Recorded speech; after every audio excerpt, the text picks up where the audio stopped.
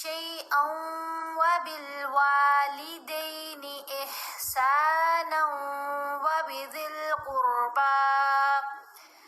یہاں نون کو بھی واو سے ملایا غنہ کرتے ہوئے احسانا وبذی القربى والیتامی والمساکین. سین کو لمبا کیا، کھڑا زبر ہے، کاف کو لمبا کیا، زیر کے ساتھ یا ساکن حرف مدہ ہے، تو دونوں کو ایک الف کی مقدار جتنا لمبا پڑا. والیتامی والمساکین والجاری. اب جیم کو ہم نے لمبا کیا، زبر کے ساتھ الف ہے، حرف مدہ ہے، اور را کی آواز بالکل چھوٹی آواز پڑی جائے گی، اس کو ہم نے لمبا نہیں کرنا. ٹھیک ہے. جب آپ دیکھیں کہ سادہ زبر زیر یا پیش ہو اور ساتھ کوئی اضافی وول حروف مدہ نہ ہو تو ہم نے بالکل چھوٹی آواز پڑھنی ہے، شارٹ ساؤنڈ بنے گی، تھوڑا سا بھی نہیں کھینچنا. را کے نیچے زیر ہے تو اس لیے را کی آواز کو باریک پڑھا جائے گا، را کو موٹا نہیں پڑھنا. را کے اوپر زبر ہو یا پیش ہو تو را کو موٹا پڑھتے ہیں، اگر زیر آ جائے تو پھر را کو باریک پڑھتے ہیں. ہم نے پڑھنا ہے والجاری والجاری ذی القربى والجاری الجنوبی. یہاں بھی تینوں آوازیں بالکل چھوٹی آوازیں ہیں، جنوبی جنوبی، یا با کو لمبا یا جیم کو لمبا ایسے نہیں کرنا. جنوبی والصاحبی، صاد کو موٹا بھی پڑھیں گے، لمبا بھی کریں گے، حرف مدہ ہے ایک الف کی مقدار جتنا. یہاں اقلاب کا اصول ہے، ہم نے بالجن بھی نہیں پڑھا. ٹھیک ہے. جن نون ساکن ہے نا تو نون نہیں پڑھا گیا. کیوں؟ اقلاب کا جو اصول ہے نا اس کی پہچان یہ ہے کہ جب نون ساکن یا نون تنوین کے بعد حرف با آ جائے تو ہم نے نون کی آواز کو میم کی آواز میں بدل کر پڑھنا ہے.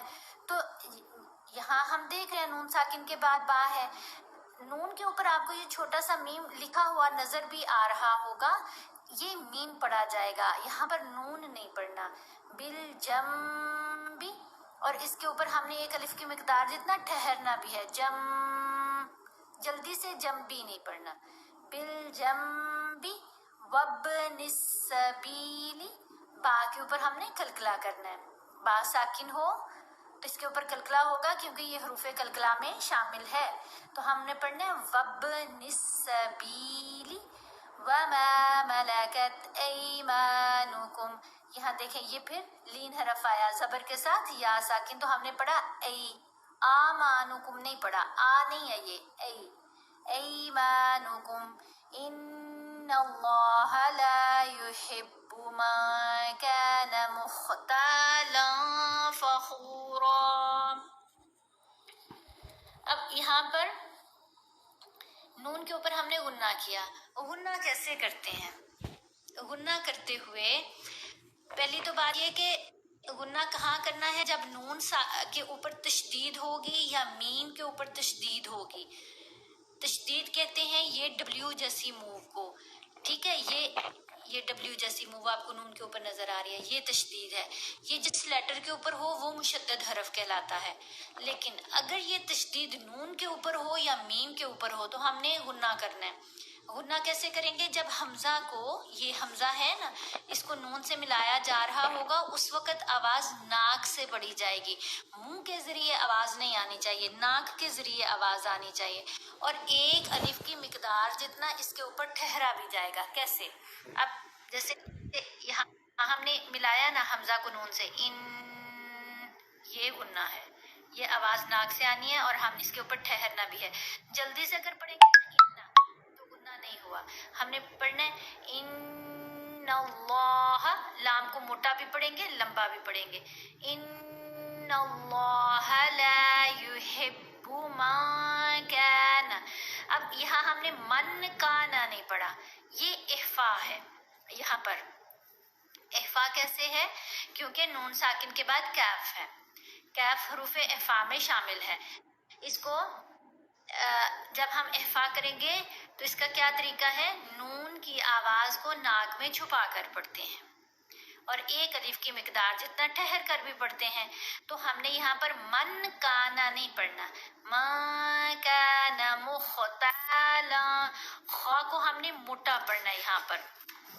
خوا جس کے اوپر نقطہ ہوتا ہے اس کی آواز بھاری آوازوں میں شامل ہے، پڑھا جائے گا، موٹا پڑھا جائے گا. تو ہم پڑھیں گے مختالا فخورا. یہاں مختالن نہیں پڑھنا. یہاں بھی دیکھیں لام کے اوپر تنوین ہے نا، دو زبر ہیں. دو زبر ہوں کسی بھی حرف کے اوپر، دو زبر دو زیر یا دو پیش، تو یہ تنوین کہلاتی ہے. اور جب نون ساکن یا نون تنوین کے بعد حروف اخفا میں سے کوئی حرف آئے تو ہم نے نون کی آواز کو ناک میں چھپا کر پڑھنا ہے. اب یہاں آگے ہم دیکھ رہے ہیں فا، تو فا حروف اخفا میں ہے، اس لیے ہم نے پڑھا مختالا فخورا. را کے اوپر زبر ہے، ساتھ الف ہے، تو یہ حرف مدہ ہے، اس کو ایک الف کی مقدار جتنا لمبا کر کے پڑھیں گے. اب اس آیت کا ترجمہ دیکھتے ہیں.